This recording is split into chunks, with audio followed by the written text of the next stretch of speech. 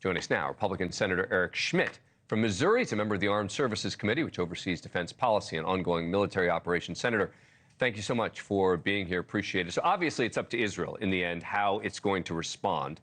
But would you support an Israeli attack on Iran's nuclear facilities? Well, I think the way you led into that is the way I see it is they're a sovereign country. They've been under attack not just by Iran's proxies with Hezbollah and Hamas, and the Houthis, by the way, which are all funded by Iran, the #1 state sponsor of terrorism, but directly by Iran. And this is an escalation now by Iran. They're emboldened. They're not intimidated. They're not deterred. So Israel has every right to do whatever they choose to do, in my view, to deal with this. And I don't think you have to, be Nostradamus to view too far into the future, Dan. And if Iran actually has nuclear ballistic missiles, that those might be fired onto the people of Israel. And I think that's Israel's big concern here is these are existential threats. The proximity in that neighborhood, it's hard for us sometimes to imagine how close these countries are to one another. And so I think they need to be able to determine this on their own. And by the way, I don't think Biden has much influence. It's just a couple of months ago, neither Joe Biden nor Kamala Harris met him, nor did the Secretary of State meet Benjamin Netanyahu at the airport, which is unheard of. Kamala Harris is the vice president, should have been at that joint session of Congress. She wasn't.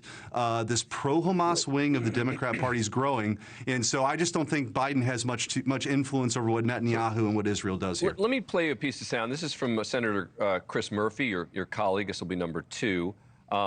On this issue, I wanted you to hear what he's said about this and get you a chance to respond.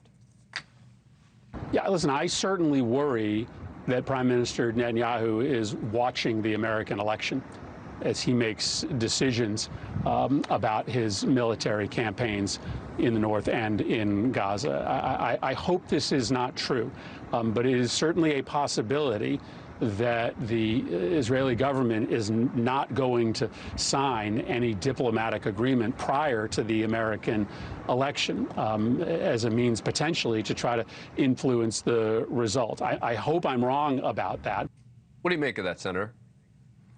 Well, here's what we know. 2 things. First, Iran absolutely is trying to influence our election. They're trying to kill President Trump, and it's been widely reported and known now that they support Kamala Harris. So they are trying to influence our election.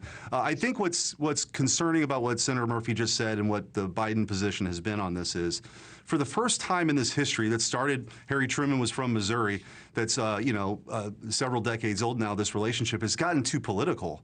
Republican or Democrat administrations have supported Israel. I think now you're seeing, like I said, this wing of the Democrat Party that is pro-Hamas is rising and growing in influence, and it's coloring how they view this. And so I think the Democrats have been way too political with this, and so at a time that they want to exert influence, which I don't think they should be doing in the first place, I don't think they have any. But bottom line, if you were told in a closed-door meeting Israel's going for the nuclear facilities, they've made that decision, you wouldn't plead with them to stop?